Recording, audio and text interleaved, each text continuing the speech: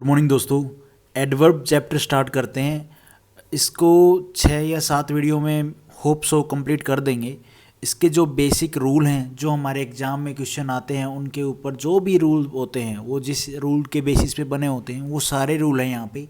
एक revision type है हर एक वीडियो का, तो फटाफट कवर करते हैं। स्टार्ट करते हैं।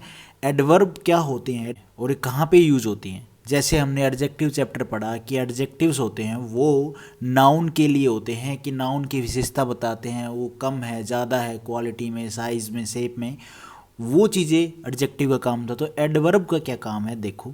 एडवर्ब का यूज किसी वर्ब, ठीक है जी, एडजेक्टिव, एडवर्ब, प्रीपोजिशन, कंजंक्शन की विशेषता बताने के लिए होता है। इन सब के बारे में, इनकी भाई कम ज़्यादा चीज़ क्या है, तो एडजेक्टिव की विशेषता बताने के लिए, नाउन की विशेषता बताने के लिए एडजेक्टिव था, एडजेक्टिव की विशेषता बताने के लिए, उसके बारे में बताने के लिए क्या है, एडवर्ब है, वर्ब के बारे में बताने के लिए वो कम ज़्यादा है तो एडवर्ब आएगी, ठीक है। प्रीपोजिशन के बारे में कुछ बताना है तो वहाँ पे एडवर्ब, कंजंक्शन का उसके बारे में कुछ बताना है तो वहाँ पे हम एडवर्ब का यूज़ करते हैं। जैसे जैसे हम चैप्टर के बारे में थोड़ा सा अंदर घुसेंगे, उसको देखेंगे तो और भी अच्छे से क्लियर हो जाएगा। तो सबसे पहला रूल क्या है, किसी वर्ब की विशेषता बताता है क्या, adverb. For example, he teach well. अब यहाँ पे हमारा ही तो सब्जेक्ट हो गया, ठीक है जी। ये क्या करता है, टीच, टीच बोले तो यहाँ पे तो कोई और वर्ब नहीं है, तो ये डायरेक्ट बात बोल रहा है, तो ये हमारी वर्ब हो गई।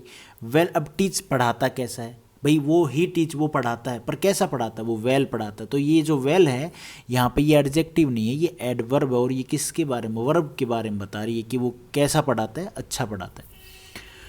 उसके बाद एक एग्जाम्पल है, आई वर्क केयरफुली। अब यहाँ पे सब्जेक्ट हमारा वर्क, वर्ब है यहाँ पे। अब ये काम करता है, कैसे करता है, लापरवाही से करता है, केयरफुली करता है, कैसे करता है। तो ये जो ये केयरफुली है, ये एडवर्ब है, ना कि एडजेक्टिव है। यहाँ पे ये वर्ब है, उसके बारे में बताया जा रहा है कि वो कैसे काम करती है। एडवर्ब वो चीज़ बता रही है कि काम कैसा करता है, केयरफुली काम करता है, अच्छे से करता है। उसके बाद एक नोट है, देखो, गुड, वही चीज़ें हैं यहाँ पे, गुड एडजेक्टिव तथा एडवर्ब दोनों हैं, लेकिन वर्ब की विशेषता दिखाने के लिए हम गुड के स्थान पर वेल का यूज़ करते हैं। जैसे कि यहाँ पे ये भी बोल सकते थे, ही टीच गुड, बट नहीं, जब वर्ब की विशेषता बताते हैं तो हम वहाँ पे क्या, एडवर्ब यूज़ करते हैं। तो यहाँ पे क्या आएगा, गुड की जगह पे वेल आएगा, का यूज़ किया जाता है। He plays good. अब यहाँ पे आप देखो, इस सेंटेंस में ये हमारी तो वर्ब है सेंटेंस के हिसाब से, तो वो कैसा खेलता है, गुड खेलता है। लेकिन जब वर्ब के बारे में बताया जाए तो एडजेक्टिव नहीं, गुड नहीं आएगा, यहाँ पे क्या आएगा, वेल आएगा। ये सेंटेंस हमारा ठीक हो जाएगा, ही प्लेज वेल। उसके बाद है, किसी एडजेक्टिव की विशेषता बताने के लिए, ओके, एडजेक्टिव की भी विशेषता बताने के लिए हम एडवर्ब का यूज़ करते हैं, ठीक है।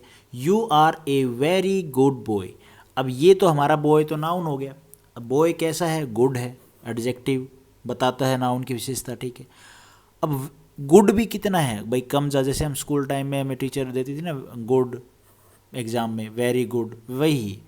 अब you are a very good, जो ये वेरी है ये गुड के बारे में बता रहा है, ये गुड कितना ज़्यादा है, कम है। तो यहाँ पे जो ये वेरी लगा है, ये किसके लिए लगा है, गुड के लिए ही लगा है। गुड क्या है हमारा, एडजेक्टिव है, तो वेरी क्या है हमारा, एडवर्ब है। एडवर्ब का काम क्या है, एडजेक्टिव के बारे में बताना। एक और एग्जाम्पल है, this task is quite impossible. अब आओ इस सेंटेंस में देखो, दिस टास्क, ओके जी, टास्क कोई टास्क होगा, इज क्वाइट इम्पॉसिबल। अब ये टास्क तो क्या है, ये हमारा नाउन है ना, दिस टास्क कोई टास्क होगा, ये टास्क हमारा नाउन है। अब नाउन के बारे में क्या बताया जा रहा है कि भाई वो इम्पॉसिबल है, ये टास्क है, ये कंप्लीट करना है, इम्पॉसिबल है, दिस टास्क इज इम्पॉसिबल, ठीक है जी, ये एडजेक्टिव हो गया, इम्पॉसिबल। अब एडजेक्टिव, अब यहाँ पे ये बताया जा रहा है इम्पॉसिबल के बारे में, कितना इम्पॉसिबल है भाई, क्वाइट इम्पॉसिबल, ठीक है भाई, बिल्कुल सीरियस वाली बात है। तो ये जो ये क्वाइट है, ये किसके बारे में बता रहा है, ये इम्पॉसिबल के बारे में बता रहा है। तो ये हमारा एडजेक्टिव है, ये हमारी एडवर्ब है।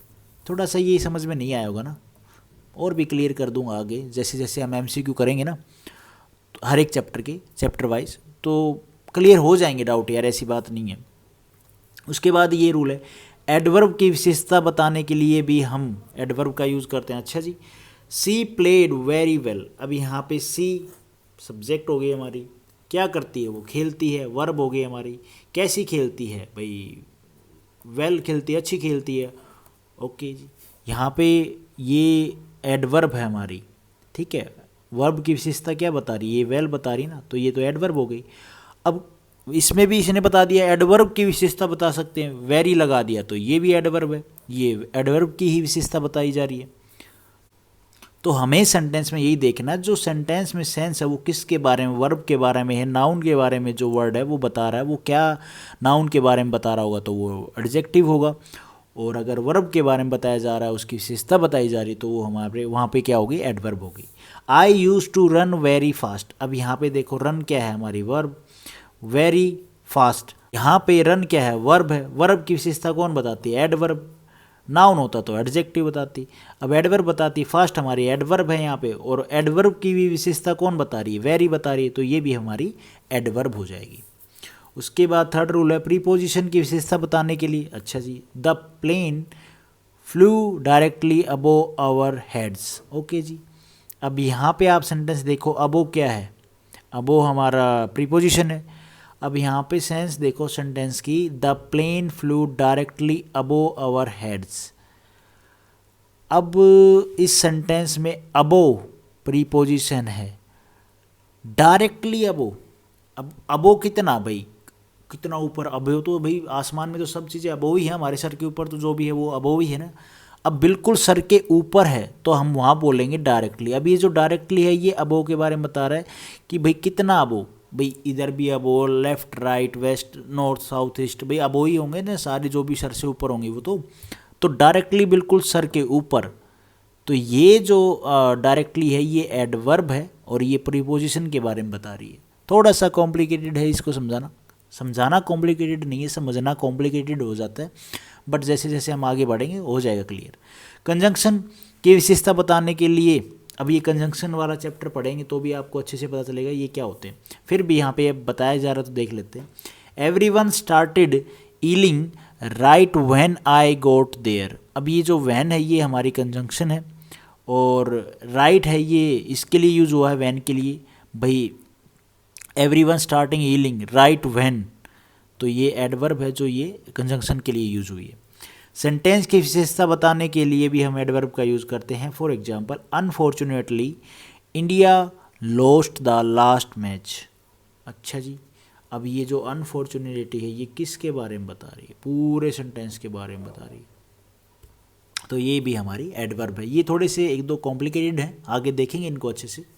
उसके बाद है काइंड्स ऑफ एडवर्ब। कौन सी होती हैं काइंड्स ऑफ एडवर्ब्स, कौन कौन सी हैं, सिंपल, इंटेरोगेटिव, रिलेटिव एडवर्ब्स। सबसे पहले है काइंड ऑफ सिंपल एडवर्ब्स। अब उसमें बता दिया कि उसमें कौन कौन से पार्ट हैं। Adverb of time, adverb of time में कौन सी, today, tomorrow, late, now, just, since, etc। Adverb of place, inside, outside, here, there, etc।